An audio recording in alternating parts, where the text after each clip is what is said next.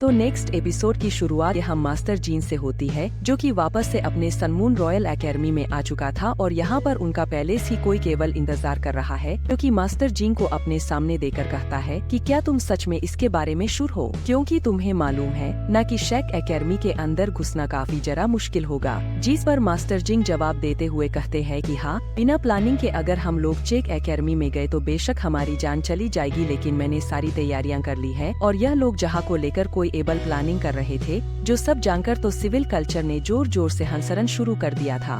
इसके बाद पर आ गया जिसकी भली एनर्जी को एक्सट्रीम एज की मदद से यहाँ पर सील करके रखा गया हुआ था। एल्डर मुह यहाँ पर उसे देखते हुए अपने डिसेपल से कहते हैं कि क्या तुम लोग जानते हो कि आखिर मैंने मास्टर जीन से मुलाकात क्यों की। जिस पर वार्निंग जवाब देते हुए कहते हैं कि मुझे लगता है कि आप उन्हें दिखाना चाहते थे कि हम लोग कितने जरा ताकतवर हैं, ताकि वो कभी भी हम पर हमला करने की गलती ना करे। जिस पर युहाओ कहता है कि हाँ, ये बार बिल्कुल सच है, क्योंकि एल्डर मोर बाकी के सारे टीचरें कई वक्त से सनम रॉयल एकेडमी पर नजर रखे हुए हैं, क्योंकि जंग का एक बहुत बड़ा खतरा हमारे पर है। जिस पर मुझे जवाब देती हूँ, कहते हैं कि तुम कह रहे हो यही वो वजह थी कि उनके सामने अप्रैल शेक एकेडमी को ताकतवर दिखाने की कोशिश कर रहा था। लेकिन मेरे बच्चों, ये बात तुम लोगों को भी समझ नहीं होगी कि अब बहुत बुआ हो चुका हूँ। पता नहीं आखिर मैं कितने सालों और सरवाइव कर पाऊंगा। तुम लोगों को जल्द से जल्द खुद को ताकतवर करना होगा ताकि तुम लोग शेक एकेडमी को प्रोटेक्ट कर सको।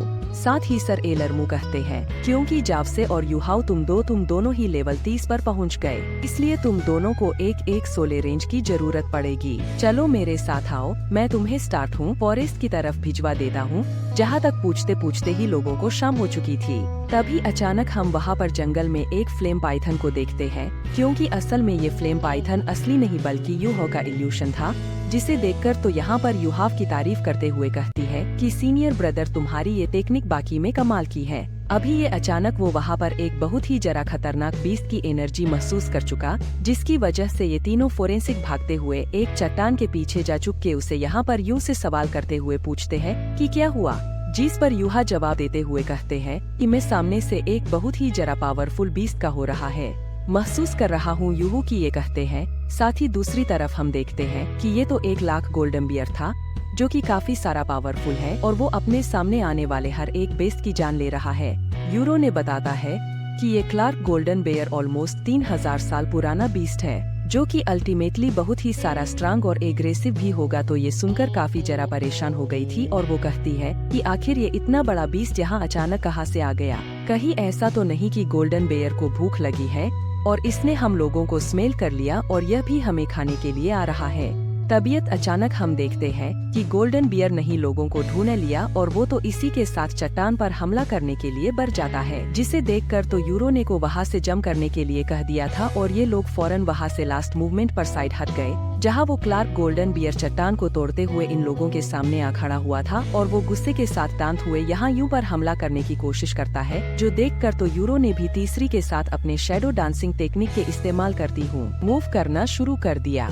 साथ ही वो अपने व्हाइट टाइगर डैगर का इस्तेमाल करती हूँ उस बेयर को काटने की कोशिश करती है, लेकिन गोल्डन बेयर की बॉडी बहुत ही ज्यादा स्ट्रांग थी, जिस पर तो यूं की रैगर का जरा सा भी असर नहीं होता। इवन के भी अपने विंग स्लैश अटैक्स का इस्तेमाल करती हूँ, लगातार उस बेयर पर अटैक्स करने की कोशिश करता है, जिसे ब्लॉक करने में गोल्डन बेयर को जरा सी भी मुश्किल नहीं हो रही थी। वो इन सबको ही पीछे की तरफ हटा देता है, जो देखकर तू सरप्राइज होती हुई कहती है कि इस बेयर का डिफेंस तो बहुत ही ज्यादा स्ट्रांग है। दूसरी तरफ इससे पहले कि वो बेयर दोबारा से युहाव की तरफ बढ़ पाता, यूहू ने फौरन यहाँ पर अपनी स्कॉर्पियन एम्प्रेस की पावर को एक्टिवेट कर लिया, जिसकी वजह से वो चारों तरफ अपनी फ्रीजिंग एबिलिटीज फैला चुका। साथ ही सर हम देखते हैं कि होना यहाँ पर पहली दफा अपने लेफ्ट आई सोलबोन का इस्तेमाल किया, जिसके पावर का इस्तेमाल करती वो उस गोल्डन बेयर की खाद को पूरी तरीके से फ्रीज कर देता है। कहती है कि ये तबाही बहुत ज्यादा खतरनाक थी। अब मुझे समझ आया कि क्यों मास्टर जुआन और सब लोगों को अल्टीमेट आई से इतनी सारा खास लगती है। इस पावर के साथ तो कोई भी इस पूरी दुनिया को तबाह कर सकता है।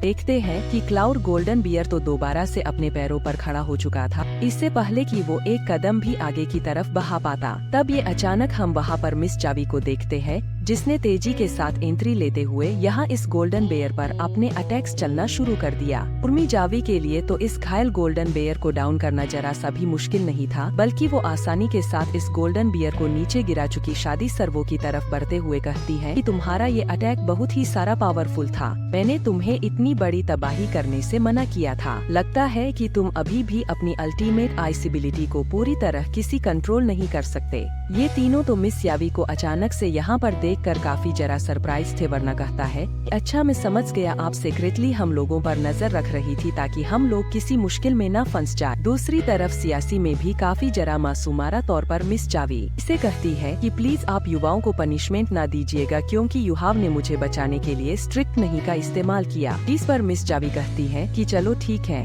इस बार मैं युहाव को छोड़ देती हूँ। साथ ही वो बताती है तुम तीनों पहले से काफी जरा पावरफुल हो चुके हो, क्योंकि तुम तीनों ने मिलकर आसानी के साथ एक 3000 साल पुराने सोल बीस्ट को हरा दिया।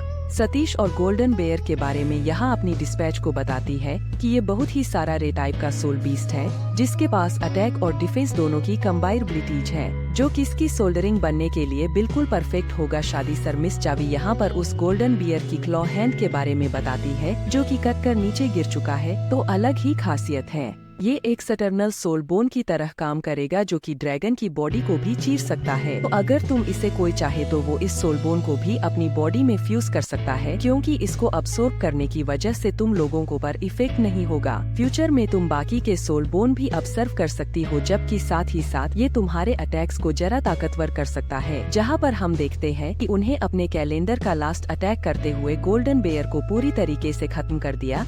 इसकी वजह से उसकी बॉडी के अंदर से एक पर्पल सोल्डरिंग बाहर निकल आई। दूसरी तरफ हम युहाव को देखते हैं, जो कि उस क्लॉकीज को अब्सॉर्ब करने के लिए नीचे बैठ चुका था। इसके बाद सीन शिफ्ट होकर दूसरी तरफ यहाँ उसी एविल सोल मास्टर पर आ जाता है, जो कि शेक एकेडमी के बाहर पहुँच चुका था। एकेडमी पर हमला करने के लिए आगे की तरफ रवाना हो गए। जबकि यहाँ सनमून रॉयल एकेडमी में हम मास्टर जीन्स को भी देखते हैं, जिन्होंने अपने पास से एक छोटे से सोल गाइडेंस टूल को एक्टिवेट कर लिया है। इस सोल गाइडेंस का दूसरा पार्ट तो यहाँ की रूम में था, जो कि अचानक से एक्टिवेट होते हुए उड़कर सीरियस जा उठाव की कान के अंदर चला गया। पीछे की तरफ यूहो वार्निंग से उसे और मिस यावी को तो इस हमले के बारे में कुछ भी मालूम नहीं था। हम देखते हैं कि यूहो तो अभी भी उस सोलबोन को अब्सॉर्ब करने की कोशिश कर रहा है। यहाँ पर युहाव का सोल्सी में सामना कई सारे मेटल ब्लेड से हो रहा था और वो लगातार आगे की तरफ बढ़ते हुए यू पर अटैक्स करते जा रहे थे। यूरो के लिए इतने सारे मेटल ब्लेड्स को एक टाइम पर डॉज करना भी बहुत ही ज्यादा डिफिकल्ट हो जाता है, इसलिए हम देखते हैं कि उसे थोड़ी बहुत एंजॉय भी हो चुकी थी। लेकिन दूसरी तरफ यू वह हार नहीं मानता, क्योंकि उसने फॉरेन से अपने आइजेड कॉपी और इम्प्रेस की पावर और साथ ही सारा अपने थर्ड आई को ओपन कर लिया था। इसके पावर्स के इस्तेमाल करते हुए आसानी के साथ उन मेटल वेपन्स को और डिफ्लेक्ट कर चुका, यानी कि वो एक सटर्नल सोलबोन यूहो के सामने झुक चुका है। युहाव ने उसे अपनी राइट एरर पर अब्सॉर्ब कर लिया, जो कि काफी जरा पावरफुल लग रहा है। यूहा इसका इस्तेमाल करते हुए किसी भी ड्रैगन तक की बॉडी को चीर पाएगा। दूसरी तरफ हम देखते हैं से उन्हें भी अब तक कुछ सोल बीस को अपने सोल्डरिंग में बदल लिया था और वो भी हंसते मुस्कुराते फौरन से यहाँ यूहो के सामने आकर खड़ी हो गई, जहाँ वो मिर्जाबी से कहती है अब हमारा नेक्स्ट मिशन यही होगा कि हम लोग अपने लीडर के लिए भी सोल्डरिंग ढूंढ ले। दूसरी तरफ शेक एकेडमी पर हम देखते हैं कि हवलकूल ने हमला कर दिया। चारों तरफ हल्ला गुल्ला मिशन शुरू हो गया था। सब लोग अपनी जान बचाने के लिए यहाँ वहाँ भाग रहे थे, जबकि तभी स्पीकर में अनाउंसमेंट होती है। सब स्टूडेंट को आगाह किया जाता है कि जल्द से जल्द वह लोग शेक एकेडमी के प्रोडक्टिव लेयर की तरफ बढ़ जाए। वहाँ पर आते हुए यह कहते हैं कि मुझे जल्द से जल्द इसके बारे में रिपोर्ट करना चाहिए। हम पर ऑलमोस्ट 10 सिविल कल्टीवेटर ने हमला कर दिया है, जिनमें से 4 तो एटलीस्ट डोलू सोल मास्टर होंगे। दूसरी तरफ हम लोगों को सीन दिखाया जाता है, जहाँ मास्टर यान तीसरे के साथ भागते हुए फोरेंसिक के पास आ गए, लेकिन वो सामने की तरफ देखते हैं कि आउट ऑफ तो अपनी जगह पर नहीं और चारों तरफ एबल हो रहा पहला हुआ था। जबकि तभी अचानक बाहर से उन्हें की एनर्जी ब्लास्ट की आवाज आई, जिसकी तरफ जब वो बढ़कर देखते हैं तो वहाँ पर तो मौजूद थी। मास्टर यानों से रोकने की कोशिश करते हैं, लेकिन दूसरी तरफ जा आउट वो तो अपने होश में नहीं, वो अपनी ईमेल फिनिक्स फिल्म के इस्तेमाल करते हो और इन मास्टर यान पर हमला कर देती है, जिसकी वजह से उनका रास्ता ब्लॉक हो चुका था और वो खुद ही चिकित्सा ढूंढते वहाँ से दूर चली गई। दूसरी तरफ हम लोग स्टार्ट में यहाँ को देखते हैं, जो कि यूरो के लिए ढूंढते ढूंढते यहाँ जंगल की बिल्कुल बीचों बीच आ चुके हैं। इन लोगों को युहाव के लिए बिल्कुल एक सूटेबल बीच की तलाश थी। तभी ये चरक इन लोगों को एक तरफ से फाइट करने की आवाज सुनाई देती है, जिसे देखने पर इन लोगों को जाने को मिलता है कि वहाँ पर तो 4 वॉरियर्स कई सारे मेड मॉन्की से फाइट कर रहे थे, जो मेड मॉन्की का ग्रुप एक 10,000 साल पुराना सोल बीस का, और ये काफी सारा खतरनाक थे। ये देखकर काफी जरा सरप्राइज हो गया कि ये लोग सिर्फ 4 है और इतने सारे मुंगेस के ये लोग फिर भी मुकाबला कर रहे हैं। दूसरी तरफ कहता है कि मेड बंकी के पास फायर एट्रीब्यूशन एनर्जी होती है, जिसकी वजह से इन्हें काफी गुस्सा आता है। जबकि दूसरी तरफ जासो कहती है कि मुझे तो इन 4 लोगों के लिए डर लग रहा है, कहीं ये लोग यहाँ पर जान से मारे ना जाए। तभी अचानक हम देखते हैं कि यहाँ जैसे ही लोगों का ध्यान नहीं, तब ये अचानक उस चौथी लड़की पर एक फिल्म के साथ हमला कर दिया था। इससे पहले कि वो अटैक्स जाकर उसे हिट कर पाता, तब ये अचानक से आपसे उसे प्रोटेक्ट करने के लिए अपने कोलिडोन का इस्तेमाल करते हुए उस मंकी को हिट कर चुकी, जबकि उस लड़की की बाकी के फ्रेंड्स 30 ही के साथ उस 20 की वहीं पर जान ले लेती है। ये देखकर बाकी के सारे मेड मंकीज तो डर के मारे वहाँ से भाग गए, जबकि ये तीनों भी फोरेंसिक चौथी लड़की के पास आकर उसे सवाल करते हुए पूछते हैं कि क्या तुम ठीक हो, और वो जवाब देते हुए कहती है कि आप मत करो, मैं बिल्कुल ठीक हूँ। दूसरी तरफ जियासियों भी धीरे धीरे से इन लोगों के पास आ जाती है, जहाँ पर हम देखते हैं कि वो चौथी लड़की फौरन यहाँ जाओ जाओ के पास आकर उसका शुक्रिया अदा करते हुए कहती है कि मेरा नाम है विनर, मेरी मदद करने के लिए शुक्रिया। यहाँ पर विनर अपने बाकी के 3 दोस्तों का भी इंट्रोडक्शन करवाती है, जहाँ पर एरो चलाने वाली लड़के का नाम था आइसे, एट्रीब्यूशन वाली लड़की का नाम था जुई, और आखिर में वो लड़का जो कि स्पेयर का इस्तेमाल कर रहा था उसका नाम था बाइटेक। विनर अपनी बात को आगे की तरफ कंटिन्यू करते हुए को बताती है कि हम लोग तो यहाँ एक सोल्डरिंग ढूंढने के लिए आए थे, लेकिन हमें मालूम नहीं था कि हमारा सामना मेड मंकी से हो जाएगा। अगर तुम हमारी मदद ना करते तो पता नहीं मेरा क्या होता। जिस पर जो अब देते हुए कहती है नहीं कोई बात नहीं, ये तो हमारा फर्ज था। साथ ही सर वो बताती है कि मेरा नाम है सियास है और ये 2 मेरे दोस्त हैं, इसका नाम है युहाव, दूसरी का नाम है। हम लोग भी यहाँ पर बिल्कुल तुम्हारी तरह सोल्डरिंग को ही ढूंढने के लिए आए हैं। जो सुनकर तो विनर काफी जरा सरप्राइज हो गई थी, जो कि दूसरी तरफ युहा अपने मन में सोच रहा था कि यून, जुई और बाइटे तीनों काफी जरा पावरफुल वॉरियर जो कि यहाँ विनर की हिफाजत कर रहे हैं। ऐसा लगता है कि जरूर ये विनर कोई एक नोबेल फैमिली की लड़की होगी।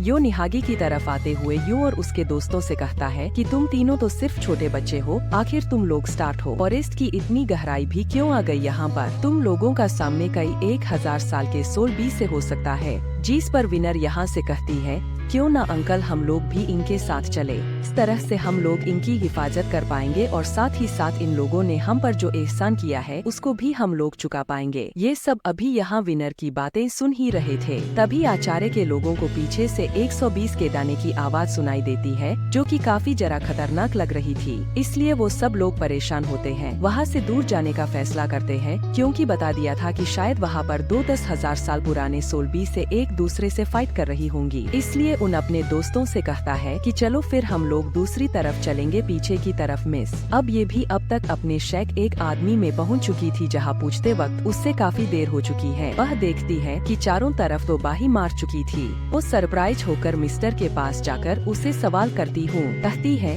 आखिर यहाँ पर क्या हुआ, जहाँ मास्टर फान के उदास से आरा देकर वो समझ गई। दूसरी तरफ मास्टर यान भी घबराते हुए फौरन अंदर मुंह के पास आ गए, जहाँ वो चिल्लाते हुए कहते हैं कि बहुत बड़ी प्रॉब्लम हो चुकी है। एल्डर मुझे जवाब देते हुए कहते हैं हाँ, मुझे इसके बारे में पहले ही अंदाजा हो गया। इसके बाद हम वापस से यू और उसके दोस्तों को देखते हैं, जहाँ वो लोग आगे की तरफ चल रहे थे। तभी अचानक यू हाउ से कहता है कि यू हो तुम्हें वापस चलकर उन 20 के पास जा रहा होगा, क्योंकि मैं महसूस कर पा रहा हूँ कि 10,000 साल पुराने 20 में से 120 तुम्हारे काफी जरा काम आ सकता है। वह तुम्हारे लिए परफेक्ट पैच है। जो सुनकर यू वो जो कहता है कि क्या तुम पागल हो चुके हो, वहाँ पर 10,000 साल पुराने सोल 20 थे, आखिर में उनका मुकाबला कैसे कर? जिस पर जवाब देते हुए कहता है शायद तुम भूल गए, हम लोग अकेले नहीं बल्कि हमारे साथ आइसजेट स्कॉर्पियन एम्प्रेस है, जिसके होते हुए तुम्हें कुछ नहीं होगा, हम पर भरोसा रखो। यूं वो ये सारी बातें सुनकर आखिरकार वॉर नंबर से कहता है कि मुझे वापस जाना होगा, क्योंकि मैं महसूस कर पा रहा हूँ कि 10,000 पुराने सोल 20 में से एक मेरे लिए परफेक्ट बैच है,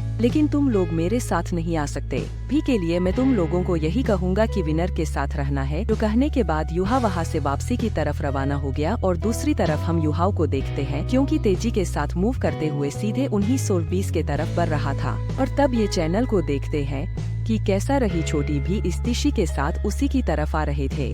ये देखकर तो यूं वो सरप्राइज हो गया, जबकि नॉर्मल बीस के साथ एक बहुत बड़ा ट्विन फेस जॉइंट भी था, जिसे देखकर तो टीएमबी न्यू हाउस से कहता है कि जल्दी से अपने इल्यूशनरी स्किल का इस्तेमाल करो। जो सुनकर ये हो ऐसा ही करते हैं। वहाँ पर एक बहुत बड़ा आई स्कॉर्पियन समन कर लेता है। इसे देखकर तो वो जॉइंट फौरन घबरा गया और वो दूसरी तरफ मुड़ते हुए भाग गया। टीएनबी ये देखकर चैन की सांस लेते हुए कहता है कि अच्छा हुआ कि हम लोगों ने वक्त पर सिचुएशन को संभाले, उसे डराकर यहाँ से भगा दिया। यहाँ यूं टर्मिंग अब इसी तरह की बातें कर ही रहे थे, तभी अचानक इन लोगों के सामने काफी सारा तेज रोशनी चमकना शुरू हो गई, जो कि शायद किसी की बॉडी से आ रही थी। ये देख कर के पीछे चुप कर उसे देखना शुरू कर देता है और इस सस्पेंस ही इसके साथ हमारा ये एपिसोड यहीं पर खत्म हो जाता है।